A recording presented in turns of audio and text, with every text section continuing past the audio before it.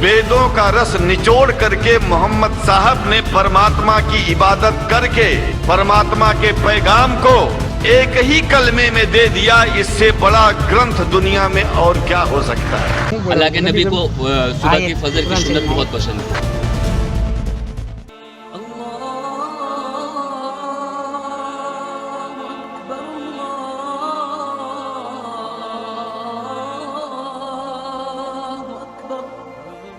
रसूलुल्लाह हज़रत मोहम्मद मुस्तफ़ा सल्लल्लाहु अलैहि वसल्लम के इस दुनिया में तशरीफ़ लाने के बाद अरब या ये कहें कि उन्होंने पूरी दुनिया को जहालत के अंधेरों से निकाला।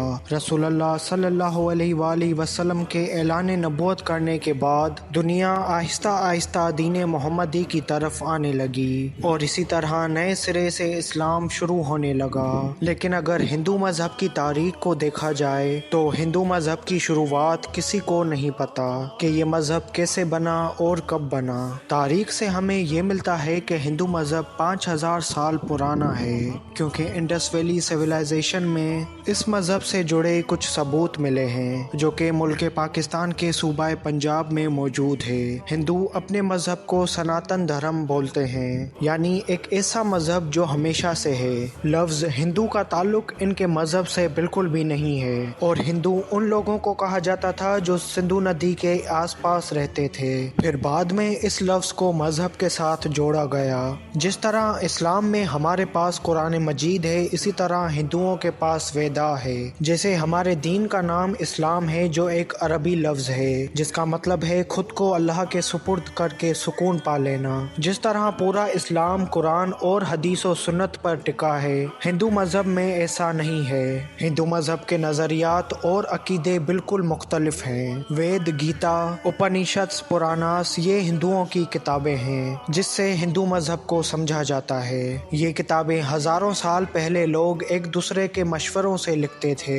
हिंदू मज़हब में भी महाभारत और रामायण जैसी कहानियाँ मौजूद हैं और इस्लाम की तरह हिंदू मज़हब में भी फ़िरके बने हुए हैं। जिस तरह अनबिया कराम के अकायद इस्लाम में मौजूद है, इसी तरह हिंदू धर्म में भी नबियों का तस्वुर मौजूद है। बहुत सारे अनबिया कराम का जिक्र इनकी किताबों में मौजूद है। जिस तरह खातिमुल मुरसलीन हज़रत मोहम्मद मुस्तफ़ा सल्लल्लाहु अलैहि वसल्लम अल्लाह के आखिरी नबी और रसूल हैं और इनके बाद कोई नबी नहीं आएगा, इसी तरह हिंदू मज़हब में अवतार को माना जाता है। हिंदुओं का अकीदा है कि धर्म जब मुश्किल में होता है तो भगवान खुद इंसानी रूप में धर्म को बचाने आते हैं, जिसे वो अवतार कहते हैं। अवतार का जिक्र हमें किसी भी वेद में नहीं मिलता है सिवाय गीता और कुरान के, जबकि इस्लाम में तो अनबिया कराम अल्लाह के बंदे हैं, ना कि अल्लाह खुद उनके रूप में आता है। लफ्ज़ अवतार इन दो लफ्ज़ों से मिलकर बना है, जिसका मतलब है नीचे भेजा गया।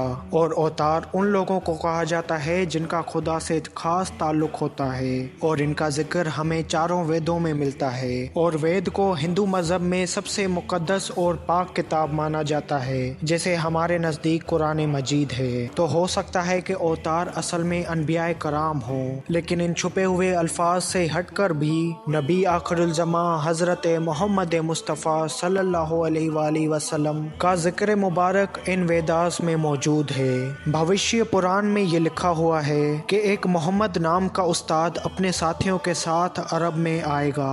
जी हाँ, इनकी किताब में साफ तौर पर नाम मोहम्मद लिया गया है और ये भी लिखा है कि वो अरब में आएगा और यहाँ उनके साथी यानी उनके अहले बैत का भी जिक्र आया है। और मजीद ये भी लिखा है कि वो पूरी इंसानियत में सबसे बेहतर होंगे। इसी तरह अथर्व वेद में भी लिखा है कि वो नरशंस होगा, वो करामा होगा जो 60,000 दुश्मनों में भी महफूज रहेगा। नरशंसा का मतलब होता है तारीफ करने वाला और कुरामा का मतलब होता है अमन फैलाने वाला। जिस तरह हमारे कुरान में है कि आप सल्लल्लाहु अलैहि वसल्लम पूरी दुनिया के लिए रहमत हैं, और करामा का एक और मतलब है यानी हिजरत करने वाला।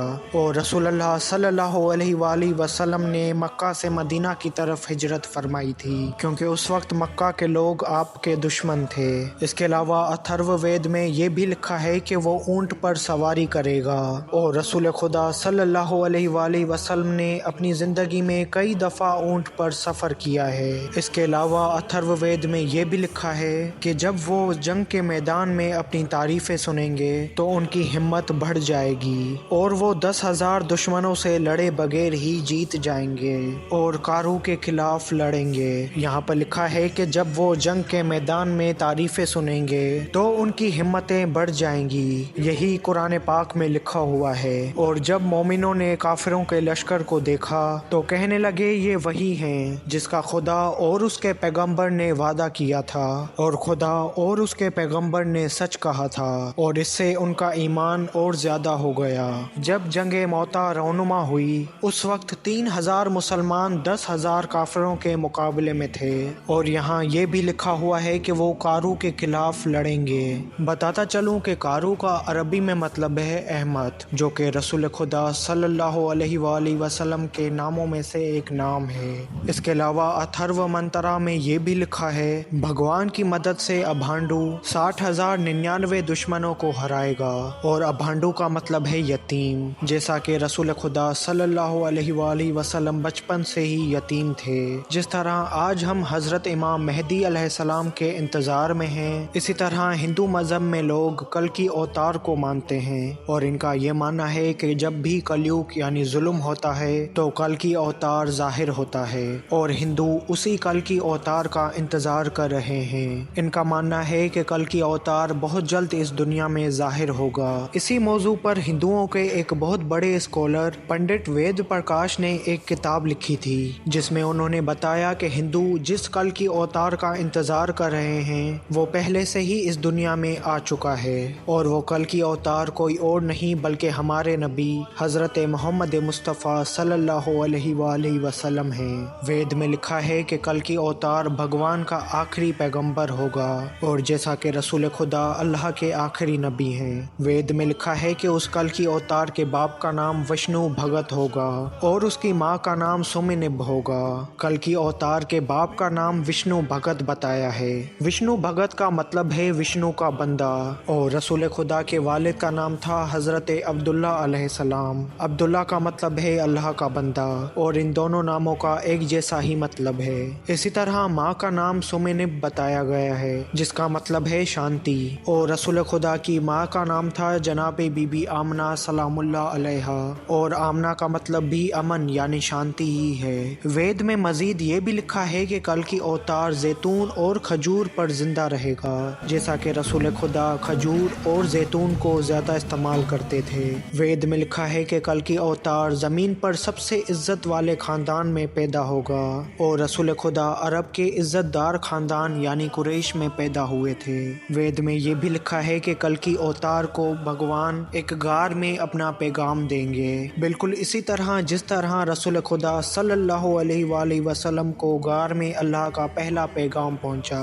وید میں لکھا ہے کہ کل کی اوتار کو بھگوان ایک ایسا گھوڑا دیں گے جس سے وہ پوری زمین، ساتوں آسمان اور ساتوں زمینیں گھومیں گے۔ رسول خدا نے بھی براق پر سفر معراج فرمایا۔ وید میں لکھا ہے کہ کل کی اوتار گھوڑا اور تیر چلانے میں ماہر ہوگا، اور ہمارے نبی گھوڑا اور تیر چلانے میں ماہر تھے۔ پنڈت وید پرکاش کا کہنا ہے کہ آج کے دور میں تو کوئی تیر اور گھوڑا استعمال نہیں کرتا، یہ دور تو کب کا جا چکا ہے، تو اسی وجہ سے ہندوؤں کا اس کل کی اوتار کا انتظار کرنے کا کوئی فائدہ نہیں ہے۔ یہ کل کی اوتار محمد ہی تھے جو آج سے 1400 سال پہلے آئے اور چلے بھی گئے۔ رسول خدا صلی اللہ علیہ وآلہ وسلم کا ذکر مبارک نہ صرف ہندو دھرم بلکہ دنیا کے کئی مذہبوں میں موجود ہے۔ اب سوال یہ ہے کہ رسول خدا کا ذکر اگر ہندوؤں کی کتابوں میں موجود ہے تو پھر بھی وہ مورتیوں کی پوجا اور اپنا دھرم کیوں نہیں چھوڑتے، اور کیوں اسی کل کی اوتار یعنی رسول خدا کی تعلیمات پر عمل نہیں کرتے؟ تو اسلام آج سے 1400 سال پرانا مذہب ہے جس میں بہت سی تبدیلیاں ہو چکی ہیں۔ اسی طرح ہندو مذہب بھی 5000 سال یا اس سے بھی زیادہ پرانا مذہب ہے جس میں یہ ساری تبدیلیاں رونما ہو چکی ہیں۔